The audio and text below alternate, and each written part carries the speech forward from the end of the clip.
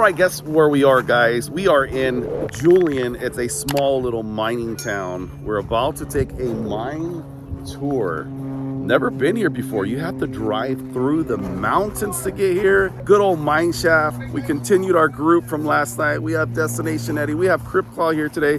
We don't have Adventures with David. He is off at home, but we will see him later on. But we are going to tour this old mine shaft. I believe I saw a sign that says 1870 or something like that, but we will go through, and I know it's dark in there, so I'm not too sure how much we can show you. Here we go, guys. How it works? What were they after, kids?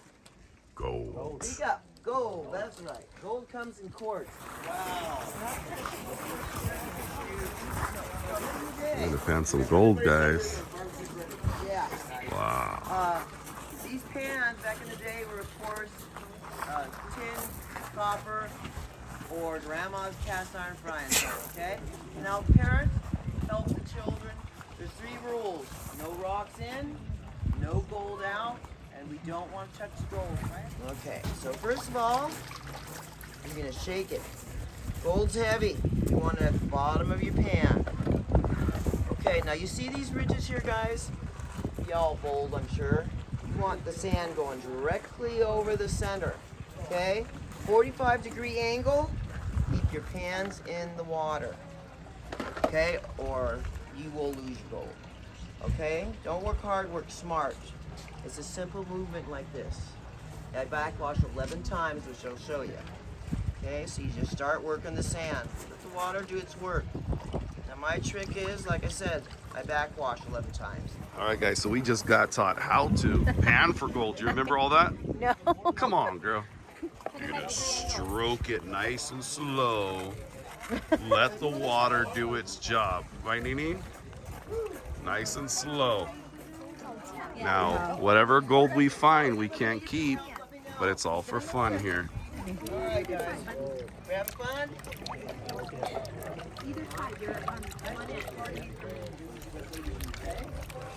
All right, guys, there's my gold right there. I was able to get Now, gold. what I would do Pretty cool. is first of And all, it has to go back. Say bye to the gold, Nini. See it? Bye, gold. now you got to wait forward. That's awesome. You got gold, Nini. Dude, you got a few flakes in there. Good job, buddy. See? You got some. Bye, gold. Okay, guys, the moment has come. Eagle Mine, 1870. We are about to go underground, everybody. Check this out. About to get real. We just panned for gold. We found gold. Nini found gold.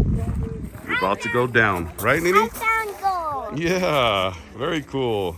Now, when this is loaded to the top, it has a ton of quartz. Out of that ton of quartz, they had to get an ounce of gold to keep from losing money. This is metamorphic seafloor, 160 to 170-year-old, 170 million year old seafloor. In other words, mid-Jurassic age rock.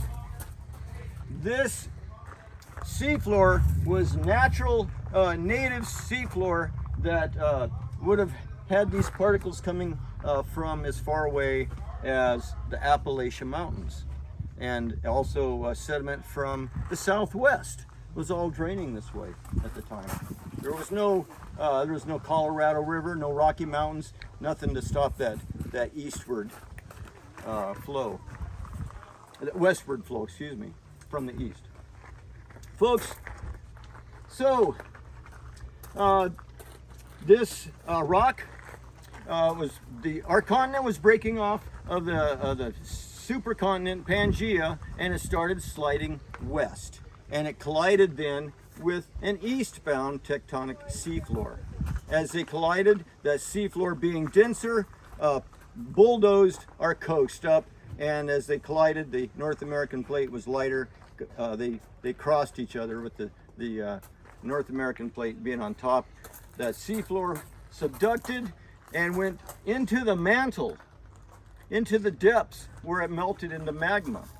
Now that magma is welling up. Now thousands of miles of seafloor subducted under the North American plate, giving us bedrock for Southern California.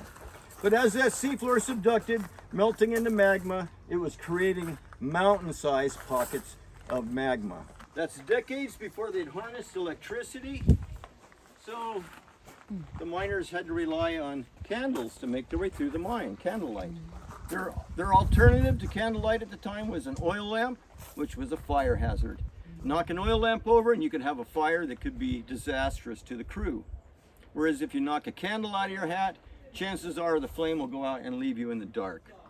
Safer alternative to starting a fire. Guys, this is a 1/4 mile round trip, and we go through 2 mines today. We go all the way through the Eagle mine into the back of the neighboring gold mine, the High Peak. And we'll follow the High Peak mine the rest of the way out and come out on the other side of the hill. So it's a 1/4 mile loop, folks.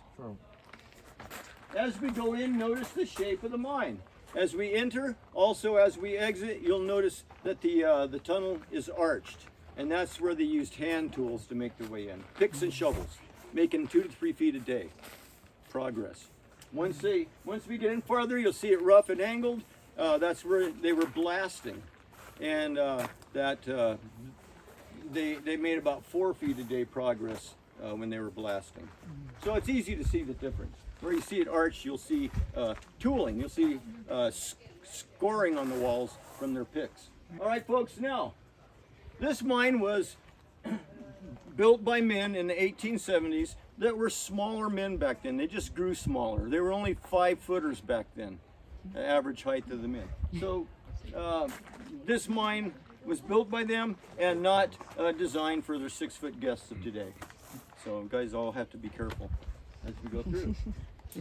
And a little message from the boss.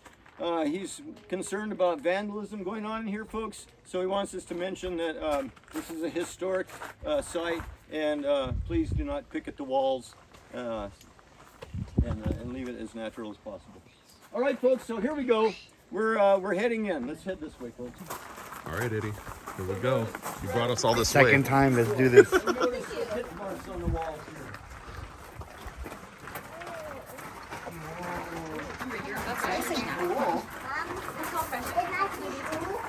This is our coat, yeah. This is a real mine, everybody. This is not a man designed for a theme park. This is a real mine. Now, when they find a pocket of quartz they like, they follow it or pursue it in what they call a drift tunnel.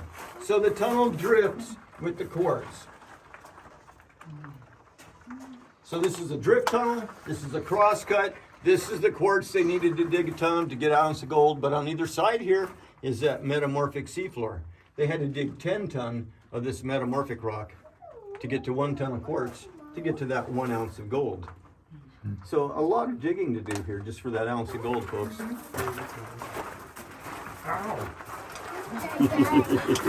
thing I'm vertically challenged. So for the first time in my life, being short is good. Look, Daniel. That's right. Us being short is paying off. Come here, baby.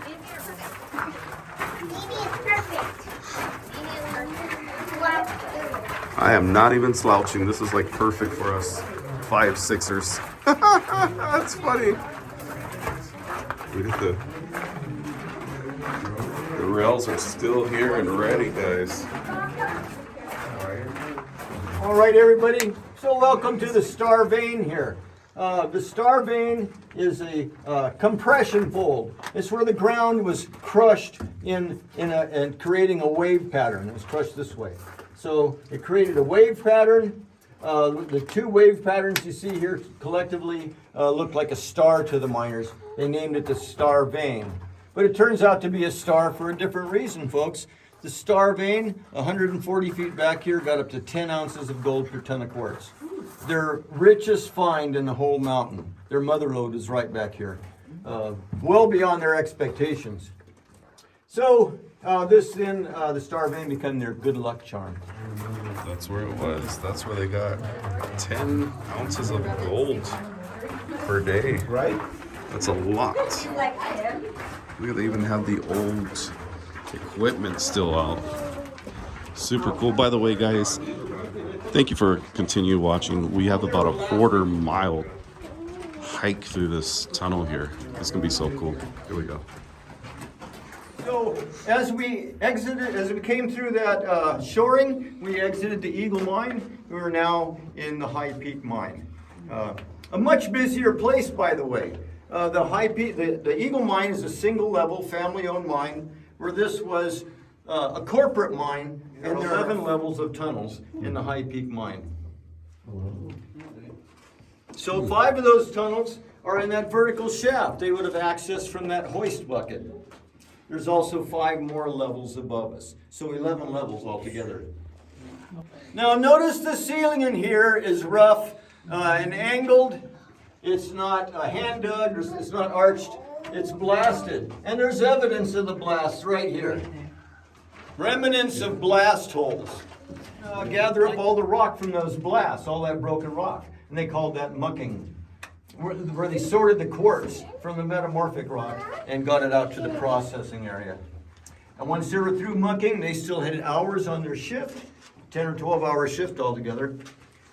So they might do another task like cut some timbers or lay a section of track here to get that mine cart or that trolley closer to their work. But before their shift was over, they repeated the process and drilled 5 holes in the rock, which is hours and hours of labor, folks. So here we are at basically the end of this crosscut tunnel where we're cutting across the pockets of quartz that are perpendicular. Once we make a right turn here, we'll enter into a drift tunnel and we'll follow one of a couple drift tunnels the rest of the way out, folks. You've probably never been so close to a fault line as this here. Also, the main thing to notice here is that these webs of quartz were liquid when they entered in here. It wasn't magma, but water coming out of the magma. So it forced its way into the fractures. How did that work? Mom, is that in front of everything?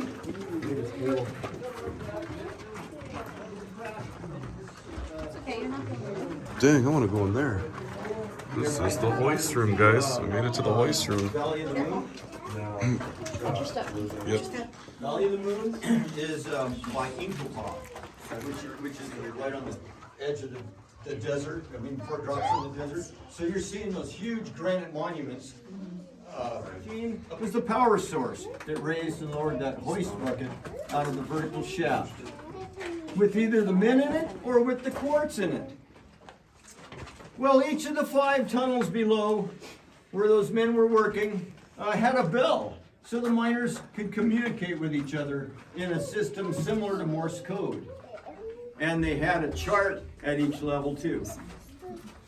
They had this chart right there by the bell so they didn't misspell their messages to each other or misinterpret somebody else's message. Well, for instance, if the hoist man heard the miners ring 2 bells in one, he knew they'd loaded the bucket with quartz and he can hoist at full speed. But if the hoist man hears the miners ring 3 bells in one, he knows it's the men in the bucket and he's going to bring it up nice and easy. This is part of that pocket of quartz that the High Peak miners would have seen on the east side of the mountain as an outcropping, and they just followed it all the way in the mountain, creating this 500-foot drift tunnel we'll exit through. And this is deep ocean floor here, folks. Deep ocean floor. This a slate like this has super fine particulate matter. It's created out of. And it would have been created by the settling of just the lightest murky water over time. You see, this was created flat on the ocean floor, and now it's vertical. Quite a testament to the force of nature here. All right, guys, we're moving on through the shaft here. We are going up to the next level. We are going up. Like 10 more feet from it. Oh, okay, see it. Oh my gosh. Yeah. So Eddie just made it up. It wasn't that tight. All right. Woo, they made it. All right. So we're on top. We're on level 6. Does that make this level 6? Yes. Yes. Because Yeah, that's the main. all 5. So what I've done is I've lit 3 candles to demonstrate the lighting that the miners worked with. I've got 3 candles to represent the 3 men drilling 5 holes in the rock for the powder man. So let's just see what that looks like without electric lights, folks. Here we go, lights out. All right, so not too bad. That's still enough light, even before your eyes adjust. That's enough light to recognize your crew. You can see everybody on your crew. And you can see the quartz. They can see the quartz with their candle. And very importantly, they could see that chisel they had to strike for hours at a time. So all in all, this is the light they got used to, folks. They just worked in this. This is where kind of an occupational hazard here. They just got used to this low light. Well, once those 3 men finished drilling 5 holes in the rock, it was typically the end of their shift, so they headed out of the mine. Well, what if one of the miners on the way out decides to go down a separate tunnel? He had some tools to retrieve, maybe, so he went off by himself. Let's see what one miner by himself, his lighting looks like. So, already it's still enough light to recognize anyone you encounter, enough light to navigate the tunnel, and enough light to find those tools he had laying around that he was trying to retrieve. So all in all, this just is what they got used to, folks. But what if this miner, on the way in to grab his tools, brushed against the low overhead, knocked his candle out? Or maybe he bent over to pick up his tools and his hat fell off, snuffing his candle. Well, let's see what that looks like for a moment, folks. But first, everyone, shut off your electric lights. So, and we'll see what it looks like for just a moment here. All right, lights out, everybody. Hey, You guys all still here? We're still here. Are in the we're about 500 feet in from where we started, and we're about 500 feet from the exit, and basically we're that far into the mountain here, with about 300 feet of mountain above. All right, guys. Just hang on to the handle. Going down. We're going down the beaten path. Here we go. I know, right? They built it for us, Eddie. Good thing we're vertically challenged. Yeah. Julian, California. Hercules. Hercules has been here.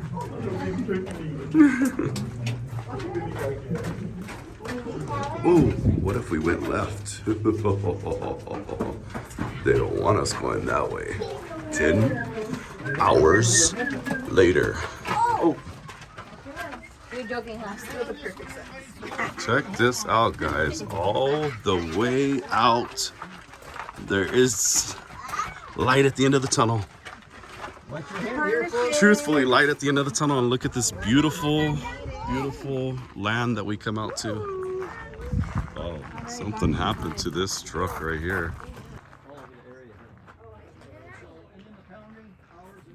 Oh yeah, look at this ride. This isn't the Pizza Planet truck, but look at this Ford F-250 Eagle Mining Company on the side here. Walk this way! That's right. Out of the mine shaft, we're finding our way back down to the camp. That's to where we gotta go. the gift shop. Oh man, we gotta go down that way. Oh, heck no. I'm gonna follow this trail as many before us have done. It was a great little tour. Nice mine. It was about a quarter-mile walk, they said. Littered with some of the relics, the antiques here. All right, guys, so we just concluded our tour, our quarter-mile tour through the Eagle Mining Company here in Julian, California. Eddie brought us through. Eddie had been here before, and he's like, you guys have to try it out. And it was fun. I gotta say, it was so cool looking at, of course, the mine itself, but all antique things just littered throughout the property here.